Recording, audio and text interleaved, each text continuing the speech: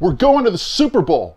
I'm so excited about last night's game. We played so well. The offense looked great. The defense looked great. We're going to the Super Bowl. The third preseason. Wait a second. Haven't we been here before? Yeah. I think this is the same thing that happened last year in the preseason after the Packers game. And I'm not going to fall for it again. Hi, Eagle fans. It's EaglefanKarl. And I just wanted to give you a couple of my thoughts, though, about last night's game. There are some good takeaways from this, but let's not get too excited.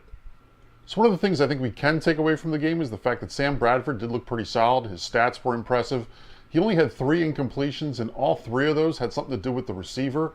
On the first one, Nelson Aguilar clearly should have caught that ball, and it was a situation where it ended up going off his shoulder pad, and that's what led to the interception. There was also one where Brent Selleck had the ball basically ripped out of his hands by the defender. He probably should have held on to that. And then the other incompletion was where Green-Beckham was overthrown in the back of the end zone. But I was listening to the radio broadcast on that, and Mike Quick pointed out that Green-Beckham really turned around too quickly, and if he would have kept with the route and gone all the way to the back of the end zone like he was probably supposed to, the ball probably would have been right where he was, and it would have been a touchdown. So from that perspective, most of the incompletions, or even all the incompletions, you really probably can't even pin on Bradford. So Bradford had a really solid night. I'm not turning around on him as far as the future of the franchise is concerned, but I think for the purposes of this season, I think we're going to be okay with Sam Bradford. But it is a preseason game, and we need to keep that in perspective. So there's not a lot that we can take away from it. If you want my thoughts on what a preseason game is really all about, you can go ahead and click the link in the description for my video from last week where I talked about exactly what I thought about the preseason and how horrible the football is.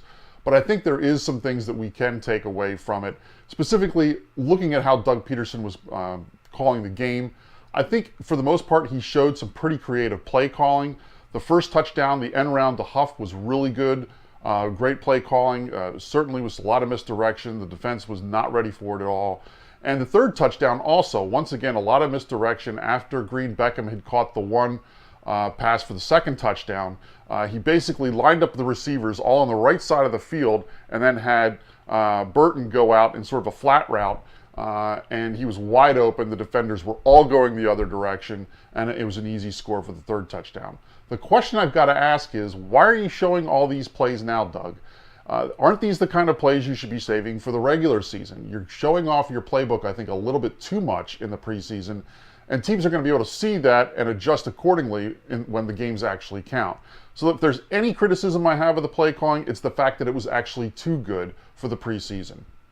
Looking at the defense, though, the defense continues to impress. They're getting pressure on the quarterback, which I love. That's one of the main ways you win in this league is pressuring the quarterback. And one of the things that I also started noting about this defense over the last few weeks when the starting defense has been playing under Jim Schwartz's scheme is they really flock to the ball on the running plays too. And I know it's very early, but this defense reminds me a lot of Buddy Ryan's defense in the late 80s and early 90s, where we were really good against the run. No one was able to run the ball against that team.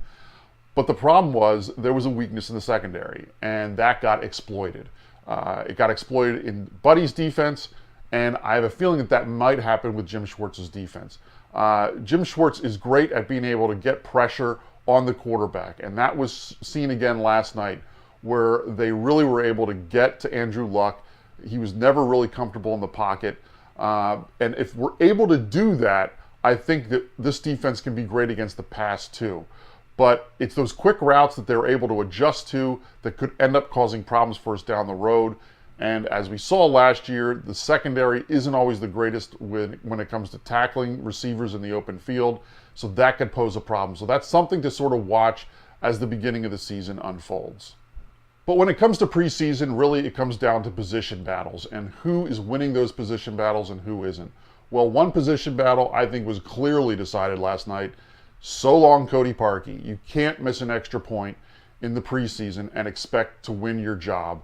Caleb Sturgis has been solid. He made another 47-yarder last night, so he shows that he can do the length, even though it was in a place like Lucas Oil Stadium where it's a little easier to kick. But the bottom line is, Cody Parkey, you just cannot miss an extra point in the preseason. So I think it's pretty clear who our place kicker is going to be for the season. Speaking of position battles, there's one I think that we can really take a look at for the Eagles this preseason, and that is the wide receiver position. The wide receiver position is probably the most interesting, and it's clearly got the most competition at it. In terms of how the Eagles are looking at their receiving core, there are 9 wide receivers right now that have gotten some significant playing time.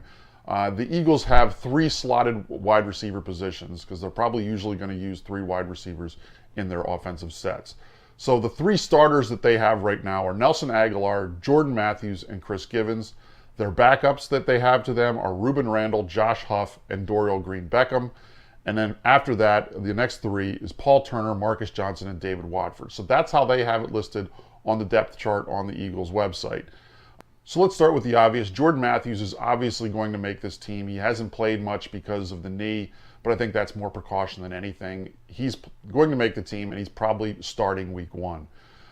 Going to the other end of the spectrum, I think you can pretty much count out Johnson and Watford. Neither one of them have seen any significant playing time, especially none with the first team. So I really don't think that they are candidates for making this team. So that really leaves 6 guys for 4 spots that you're looking at. And when you're looking at those guys, there's a couple of them that I think become more obvious. Specifically, I almost included Green-Beckham in with Jordan Matthews as definitely making this team. One of the things that first of all, they traded for him. So they gave something up to get him. But also, he did exactly what they wanted him to last night in the game. He is on the team to be able to score when they get in the red zone. And you saw that last night with a great catch that he made against a defender where there was a mismatch in size, and that's exactly what the Eagles got him for, and that's exactly what they want. So from that perspective, I think Green-Beckham absolutely makes this team. When you're also looking at some of the other wide receivers, I think Nelson Agholor is a pretty clear choice to make this team as well. When it comes right down to it, if you look at the fact that he's a former first rounder, I think they've basically invested a little bit too much in him to give up on him quite yet, despite the fact that, once again, there was a ball that he should have caught last night that ended up turning into an interception. Those things really need to change, and if he were not a first-round pick, he probably would be on the chopping block. But I don't see them giving up on him quite yet. I think he gets another season to sort of prove if he can fit into this offense. For the next spot, I think we really have to take a look at Josh Huff. Josh Huff had a very impressive night last night, and I think he is probably going to be making this team. Josh Huff can also do some things that some of the other receivers can't. You saw that on the end round that he ran for the first touchdown. They could also probably use him in like a wide receiver screen type of a situation. So I think from that perspective, he's a playmaker. If they get him the ball in creative ways, he can really make things happen. So from that perspective, I think he makes this team. He also can play some special teams, which brings me up to the next 2 guys, Chris Givens and Rueben Randle, who are those traveling veteran guys. And you've got to wonder, are they really going to be willing to play special teams? And when you're talking about what we're now down to is the 5th wide receiver slot, that person needs to be able to play special teams. And I just don't see those 2 guys doing it. Whereas someone like Paul Turner, who is an undrafted rookie and has actually performed rather well in the preseason, you could argue that he's outperformed Randle and Givens in the preseason. And Turner is also going to be willing to play special teams. Really, if you look at guys like Rueben Randle and Chris Givens, I think that the fact that they're veterans is what sort of drew the team to them and maybe wanted them to give them a shot. But what it ends up reminding me of is Miles Austin from last year, who was this guy they brought in. He had some mediocre success throughout his career, and they thought he could make a difference and really bring a veteran leadership and presence to the receiving corps, and he did none of that. And he was cut before the end of the season. And I just have a feeling that if they go with a guy like Randle or Givens, that's what's going to end up happening again this season. They're not going to be happy being in that sort of 5th wide receiver situation where they may have to play special teams. I just don't see them really being willing to put it in the effort that they need to for that position. And for that reason, I would take Turner over those 2 guys. So that's what I'd like to see them do from a wide receiver perspective. Go with Matthews, Agholor, Josh Huff, Green-Beckham, and Paul Turner. Those would be the 5 guys that I would go with based on how they've performed this preseason. So those are my thoughts on who I think should make the team from the wide receiver position. Leave your comments below. Let me know who you would pick for the 5 players to make at the wide receiver position on the team. And also let me know what you think about the game in general last night. Are we all overreacting based on how they played last night? Should we have caution based on what happened last year after the 3rd preseason game and then how the regular season ended up going? Let me know below how you're looking at last night's game as well. In terms of next week's game, I'm probably not going to watch unless Carson Wentz ends up playing in the game, just because I want to see how he does. If you want to know how I really think about the preseason, once again, look at my video from last week where I basically ripped the fact that the NFL even has these games, the fact that they're garbage football. Go ahead and watch last week's video where I go into a little more detail on that. But the bottom line is I probably will not be watching next week unless Carson Wentz is playing. But I will check in next weekend. I'm going to sort of look at it as a look ahead to the regular season. I'll go through a week by week and tell you what I think, what are wins and losses, and maybe give a final prediction as to what I think happens for the regular season. So make sure, if you're not subscribed to my channel, please subscribe, and you'll be able to get all those updates as I do them. And until next week, fly Eagles fly.